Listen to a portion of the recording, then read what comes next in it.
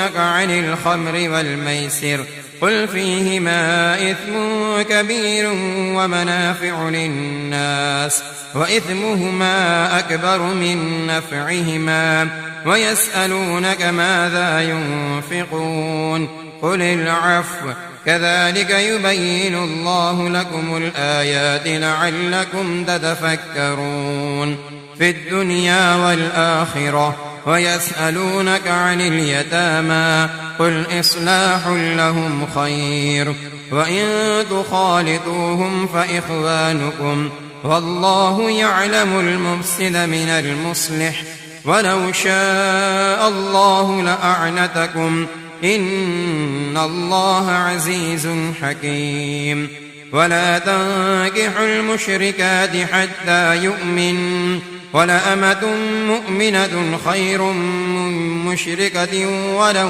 أعجبتكم ولا تنكحوا المشركين حتى يؤمنوا ولعبد مؤمن خير من مشرك ولو أعجبكم أولئك يدعون إلى النار والله يدعو إلى الجنة والمغفرة بإذنه ويبين آياته للناس لعلهم يتذكرون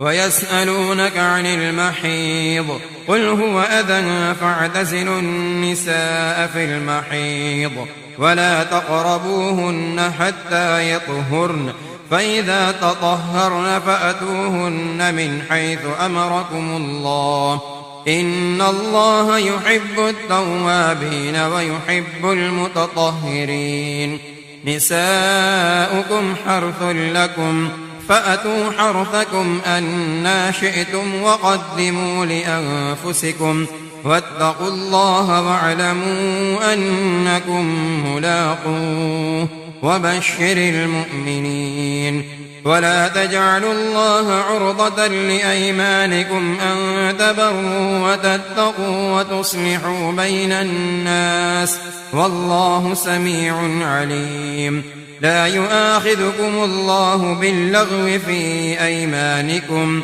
ولكن يؤاخذكم بما كسبت قلوبكم والله غفور حليم للذين يؤلون من نسائهم تربص 4 أشهر فإن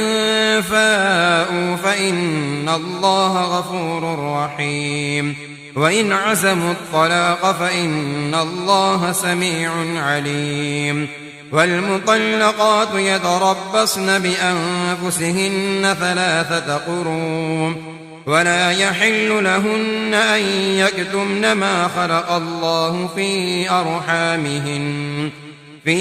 أرحامهن إن كن يؤمن بالله واليوم الآخر وبعولتهن أحق بردهن في ذلك إن أرادوا إصلاحا ولهن مثل الذي عليهن بالمعروف وللرجال عليهن درجة والله عزيز حكيم الطلاق 2 فإمساك بمعروف أو تسريح بإحسان ولا يحل لكم أن تأخذوا مما آتيتموهن شيئا إلا أن يخافا ألا يقيما حدود الله فإن خفتم ألا يقيما حدود الله فلا جناح عليهما فيما افتدت به تلك حدود الله فلا تعتدوها ومن يتعد حدود الله فأولئك هم الظالمون فإن طلقها فلا تحل له من بعد حتى تنكح زوجا غيره فإن طلقها فلا جناح عليهما أن يتراجعا إن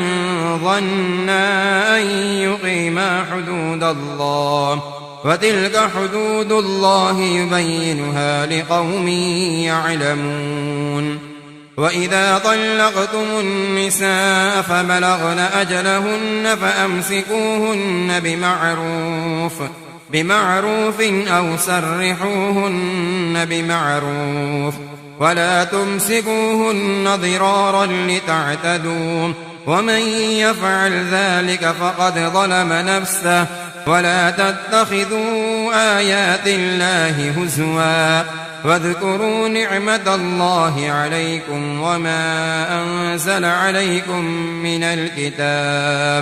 من الكتاب والحكمة يعظكم به واتقوا الله واعلموا أن الله بكل شيء عليم. وإذ طلقتم النساء فبلغن أجلهن فلا تعضلوهن أن ينكحن أزواجهن إذا تراضوا بينهم بالمعروف ذلك يوعظ به من كان منكم يؤمن بالله واليوم الآخر ذلكم أزكى لكم وأطهر والله يعلم وأنتم لا تعلمون. والوالدات يرضعن أولادهن حولين كاملين لمن أراد أن يتم الرضاعة وعلى المولود له رزقهن وكسوتهن بالمعروف لا تكلف نفس إلا وسعها لا تضار والدة بولدها ولا مولود له بولده وعلى الوارث مثل ذلك فإن أرادا فصالا عن تراض منهما وتشاور فلا جناح عليهما. وإن أردتم أن تسترضعوا أولادكم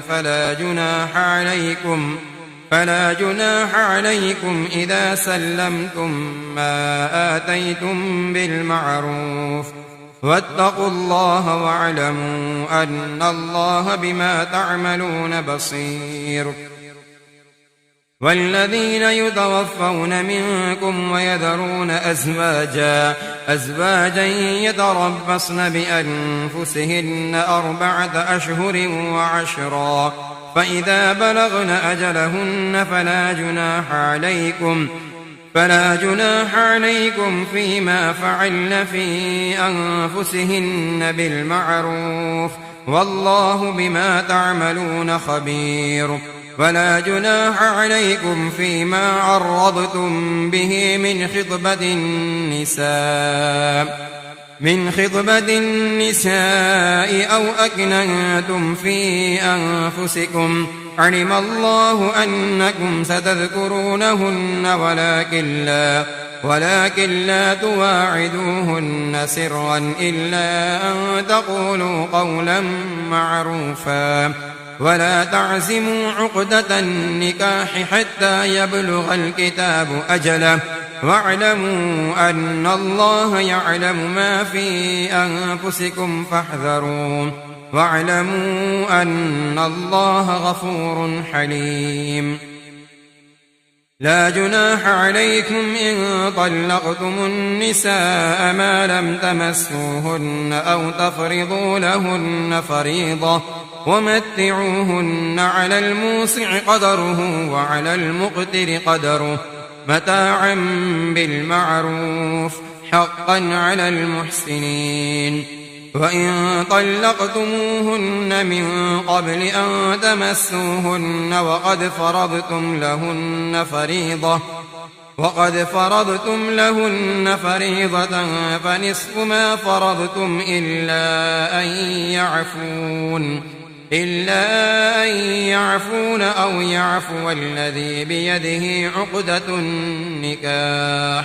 وأن تعفوا أقرب للتقوى ولا تنسوا الفضل بينكم إن الله بما تعملون بصير. حافظوا على الصلوات والصلاة الوسطى وقوموا لله قانتين. فإن خفتم فرجالا أو ركبانا فإذا فاذكروا الله كما علمكم ما لم تكونوا تعلمون والذين يتوفون منكم ويذرون أزواجا وصية لأزواجهم متاعا إلى الحول غير إخراج فإن خرجن فلا جناح عليكم فيما فعلن في أنفسهن من معروف والله عزيز حكيم وللمطلقات متاع بالمعروف حقا على المتقين كذلك يبين الله لكم آياته لعلكم تعقلون ألم تر إلى الذين خرجوا من ديارهم وهم ألوف حذر الموت فقال لهم الله موتوا ثم أحياهم إن الله لذو فضل على الناس ولكن أكثر الناس لا يشكرون وقاتلوا في سبيل الله واعلموا أن الله سميع عليم من ذا الذي يقرض الله قرضا حسنا فيضاعفه له أضعافا كثيرة والله يقبض ويبسط وإليه ترجعون ألم تر إلى الملأ من بني إسرائيل من بعد موسى إذ قالوا لنبي له مبعث لنا ملكا نقاتل في سبيل الله قال هل عسيتم إن كتب عليكم القتال ألا تقاتلوا قالوا وما لنا ألا نقاتل في سبيل الله وقد أخرجنا من ديارنا وأبنائنا فلما كتب عليهم القتال تولوا إلا قليلا منهم والله عليم بالظالمين وقال لهم نبيهم إن الله قد بعث لكم طالوت ملكا قالوا أنى يكون له الملك علينا ونحن أحق بالملك منه ولم يؤت سعة من المال قال إن الله اصطفاه عليكم وزاده بسطة في العلم والجسم والله يؤتي ملكه من يشاء والله واسع عليم وقال لهم نبيهم إن آية ملكه أن يأتيكم التابوت فيه سكينة من ربكم وبقية مما ترك آل موسى وآل هارون تحمله الملائكة إن في ذلك لآية لكم إن كنتم مؤمنين فلما فصل طالوت بالجنود قال إن الله مبتليكم بنهر فمن شرب منه فليس مني ومن لم يطعمه فإنه مني إلا من اغترف غرفة بيده فشربوا منه إلا قليلا منهم فلما جاوزه هو والذين آمنوا معه قالوا لا طاقة لنا اليوم بجالوت وجنوده قال الذين يظنون أنهم ملاقو الله كم من فئة قليلة غلبت فئة كثيرة بإذن الله والله مع الصابرين ولما برزوا لجالوت وجنوده قالوا ربنا أفرغ علينا صبرا وثبت أقدامنا وانصرنا على القوم الكافرين فهزموهم بإذن الله وقتل داود جالوت وآتاه الله الملك والحكمة وعلمه مما يشاء ولولا دفع الله الناس بعضهم ببعض لفسدت الأرض ولكن الله ذو فضل على العالمين تلك آيات الله نتلوها عليك بالحق وإنك لمن المرسلين تلك الرسل فضلنا بعضهم على بعض منهم من كلم الله ورفع بعضهم درجات وآتينا عيسى ابن مريم البينات وأيدناه بروح القدس ولو شاء الله ما اقتتل الذين من بعدهم من بعد ما جاءتهم البينات ولكن اختلفوا فمنهم من آمن ومنهم من كفر ولو شاء الله ما اقتتلوا ولكن الله يفعل ما يريد يا أيها الذين آمنوا أنفقوا مما رزقناكم من قبل أن يأتي يوم لا بيع فيه ولا خلة ولا شفاعة والكافرون هم الظالمون الله لا إله إلا هو الحي القيوم لا تأخذه سنة ولا نوم له ما في السماوات وما في الأرض من ذا الذي يشفع عنده إلا بإذنه يعلم ما بين أيديهم وما خلفهم ولا يحيطون بشيء من علمه إلا بما شاء وسع كرسيه السماوات والأرض ولا يؤوده حفظهما وهو العلي العظيم لا إكراه في الدين قد تبين الرشد من الغي فمن يكفر بالطاغوت ويؤمن بالله فقد استمسك بالعروة الوثقى لا انفصام لها والله سميع عليم الله ولي الذين آمنوا يخرجهم من الظلمات إلى النور والذين كفروا أولياؤهم الطاغوت يخرجونهم من النور إلى الظلمات أولئك أصحاب النار هم فيها خالدون ألم تر إلى الذي حاج إبراهيم في ربه أن آتاه الله الملك إذ قال إبراهيم ربي الذي يحيي ويميت قال أنا أحيي وأميت قال إبراهيم فإن الله يأتي بالشمس من المشرق فأت بها من المغرب فبهت الذي كفر والله لا يهدي القوم الظالمين أو كالذي مر على قرية وهي خاوية على عروشها قال أنى يحيي هذه الله بعد موتها فأماته الله 100 عام ثم بعثه قال كم لبثت قال لبثت يوما أو بعض يوم قال بل لبثت 100 عام فانظر إلى طعامك وشرابك لم يتسنه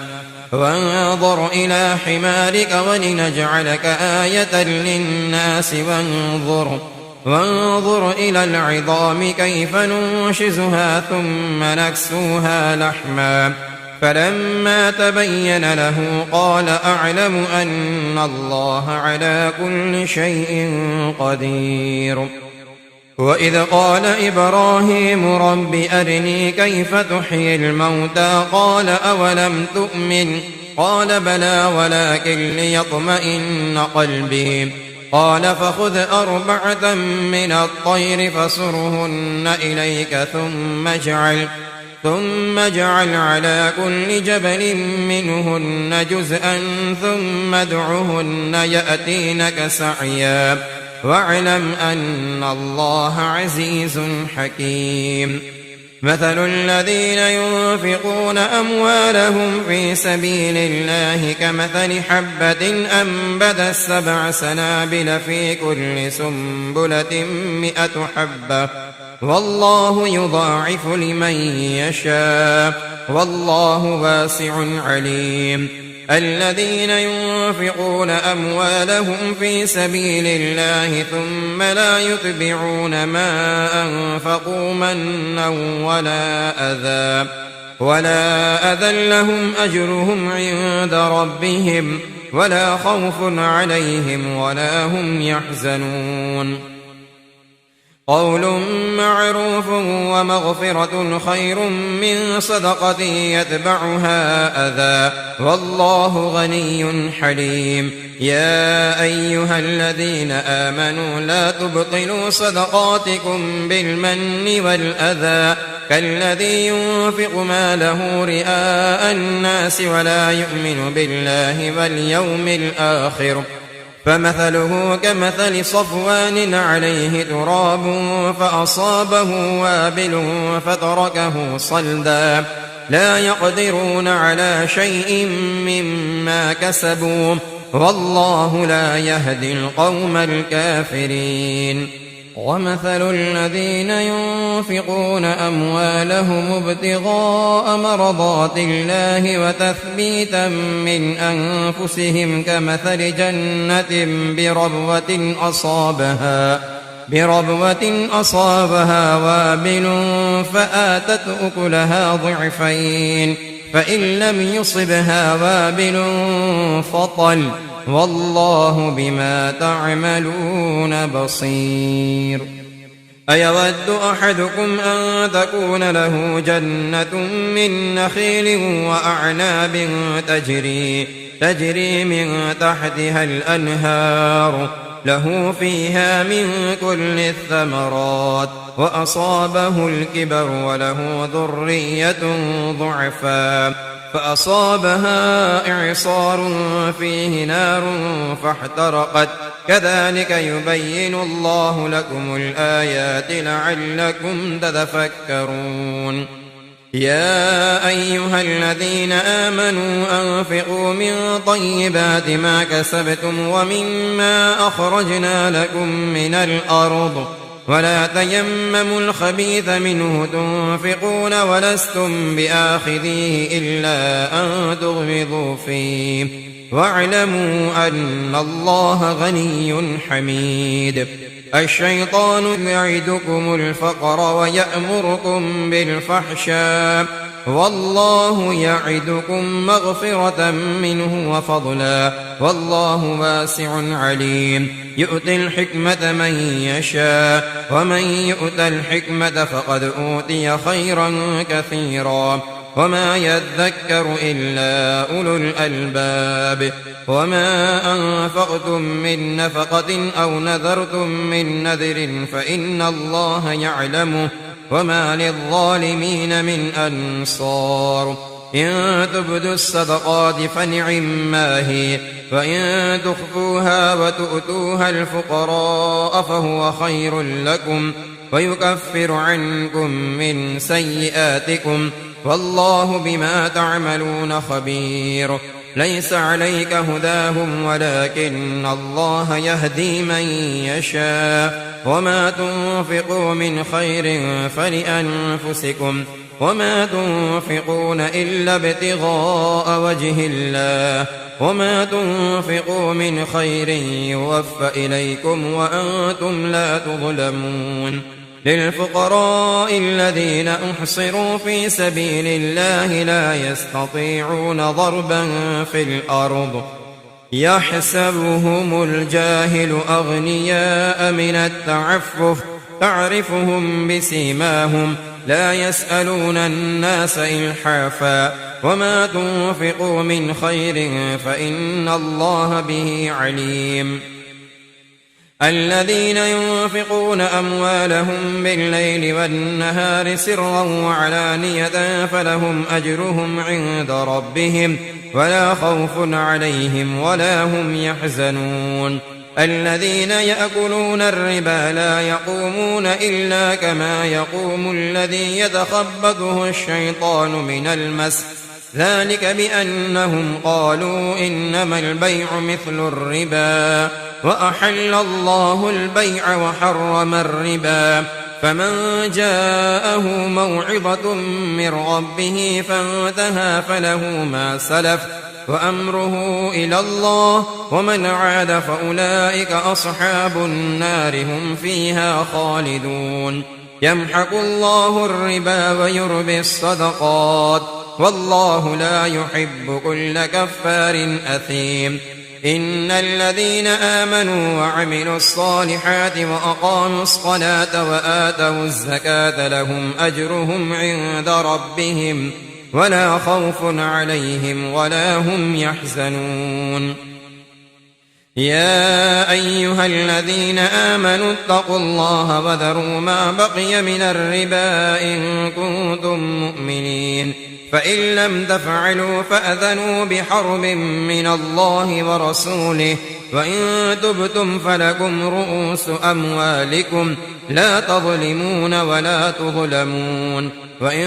كان ذو عسرة فنظرة إلى ميسرة وأن تصدقوا خير لكم إن كنتم تعلمون واتقوا يوما ترجعون فيه إلى الله ثم توفى كل نفس ما كسبت وهم لا يظلمون يا أيها الذين آمنوا إذا تداينتم بدين إلى أجل مسمى فاكتبوه وليكتب بينكم كاتب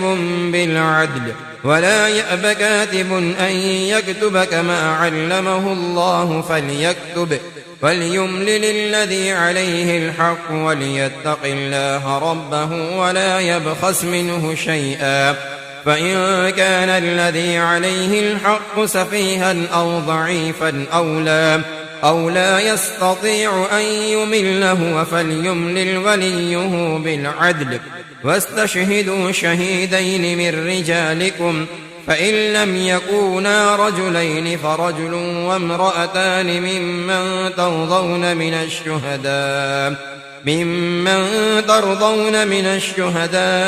أن تضل إحداهما فتذكر إحداهما الأخرى ولا يأبى الشهداء إذا ما دعوا ولا تسأموا أن تكتبوه صغيرا أو كبيرا إلى أجله ذلكم أقسط عند الله وأقوم للشهادة وأدنى ألا ترتابوا إلا أن تكون تجارة حاضرة تديرونها بينكم فليس عليكم جناح ألا تكتبوها وأشهدوا إذا تبايعتم ولا يضار كاتب ولا شهيد وإن تفعلوا فإنه فسوق بكم واتقوا الله ويعلمكم الله والله بكل شيء عليم وإن كنتم على سفر ولم تجدوا كاتبا فرهان مقبوضة فإن أمن بعضكم بعضا فليؤدي الذي ائتمن أمانته وليتق الله ربه ولا تكتموا الشهادة ومن يكتمها فإنه آثم قلبه والله بما تعملون عليم لله ما في السماوات وما في الأرض وإن تبدوا ما في أنفسكم أو تخفوه يحاسبكم به الله فيغفر لمن يشاء ويعذب من يشاء والله على كل شيء قدير آمن الرسول بما أنزل إليه من ربه والمؤمنون كل آمن بالله وملائكته وكتبه ورسله لا نفرق بين أحد من رسله وقالوا سمعنا وأطعنا غفرانك ربنا وإليك المصير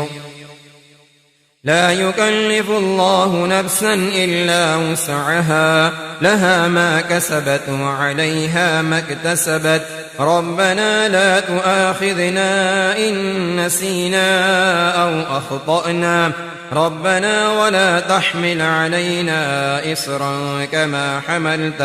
كما حملته على الذين من قبلنا ربنا ولا تحملنا ما لا طاقة لنا به واعف عنا واغفر لنا وارحمنا أنت أنت مولانا فانصرنا على القوم الكافرين.